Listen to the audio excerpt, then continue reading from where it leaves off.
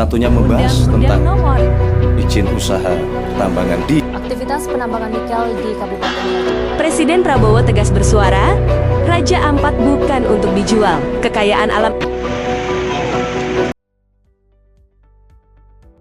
Assalamualaikum warahmatullahi wabarakatuh. Perkenalkan, nama saya Siti Alfizah dengan NIM 23101132012.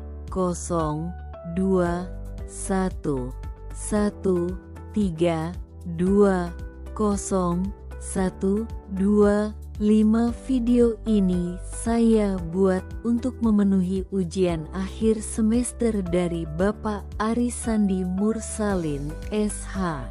MH. Di sini saya akan menjelaskan mengenai kasus tambang nikel di Raja Ampat yang dikaitkan dengan aspek hukum lingkungan hidup di Indonesia, termasuk pengertian, ruang lingkup, permasalahan hukum, prinsip, peran masyarakat, serta asas dan tujuan hukum dalam Undang-Undang Nomor 32 Tahun 2009 tentang Perlindungan dan Pengelolaan Lingkungan Hidup (PPLH). 1. Kronologi dan dampak pengrusakan lingkungan.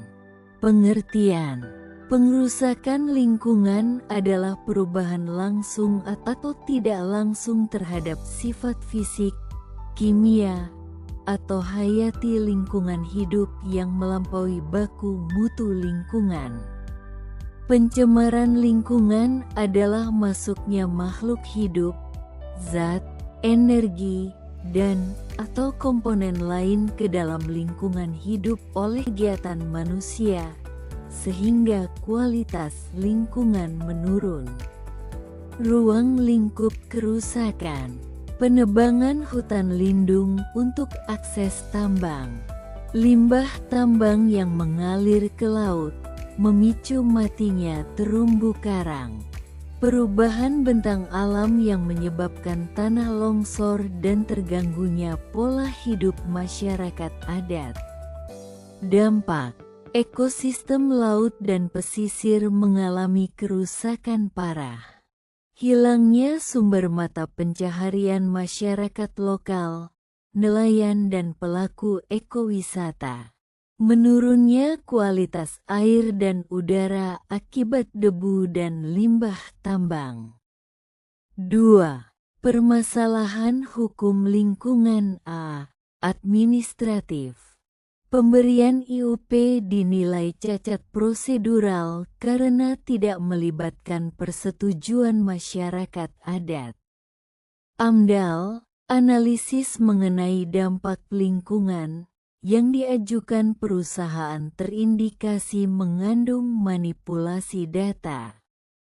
Pelanggaran terhadap RT/RW, Rencana Tata Ruang Wilayah Kabupaten Raja Ampat. B. Perdata: tindakan ganti rugi atas kerusakan lingkungan dapat dituntut oleh masyarakat atau organisasi lingkungan kepada perusahaan melalui gugatan perdata di pengadilan. Pasal 87 Undang-Undang Nomor 32 Tahun 2009. C. Pidana: penambangan tanpa memenuhi baku mutu lingkungan dapat dijerat dengan pidana penjara, pasal 98 sampai 100 Undang-Undang Nomor 32 Tahun 2009. Unsur pidana dapat dikenakan kepada pejabat yang menyalahgunakan wewenang dalam menerbitkan. 3. Prinsip hukum lingkungan, litigasi dan non-litigasi. Litigasi: masyarakat atau LSM dapat menggugat melalui pengadilan lingkungan hidup atas kerusakan yang ditimbulkan oleh PT ATI. Gugatan dapat diajukan oleh masyarakat terdampak atau kelompok pencinta lingkungan. Legal standing. Non-litigasi: Penyelesaian sengketa melalui mediasi antara masyarakat dan pemerintah, korporasi. Upaya advokasi dan kampanye oleh NGO, seperti Walhi dan Greenpeace, untuk mencabut izin tambang secara administratif. 4. Peran serta masyarakat dalam pengelolaan lingkungan. Peran masyarakat sangat penting dalam pengawasan dan pelestarian lingkungan sebagaimana tercantum dalam Undang-Undang Nomor 4 Tahun 1992. Masyarakat berhak atas lingkungan yang baik dan sehat dalam pembangunan nasional.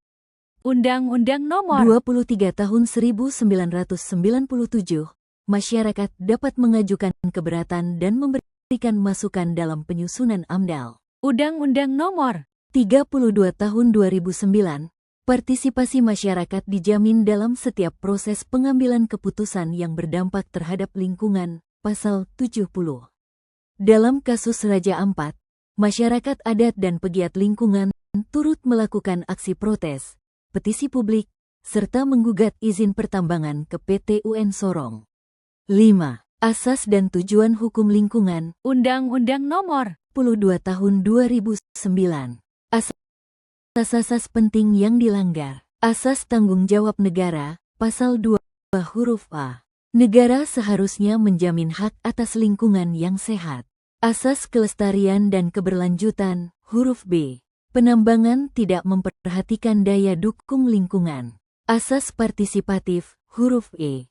Tidak ada konsultasi publik yang layak kepada masyarakat Raja Ampat. Asas kehati-hatian dan pencegahan, huruf F dan G. Kegiatan pertambangan tetap dilakukan meski berisiko tinggi terhadap lingkungan. Asas akuntabilitas dan polluter pays, huruf H dan I. Perusahaan tidak dikenakan tanggung jawab pemulihan lingkungan secara adil. Tujuan hukum PPLH, Pasal 3, menjaga keberlangsungan fungsi lingkungan hidup. Mencegah terjadinya pencemaran dan/atau kerusakan lingkungan. Menjamin keadilan generasi sekarang dan mendatang dalam memperoleh lingkungan hidup yang baik dan sehat.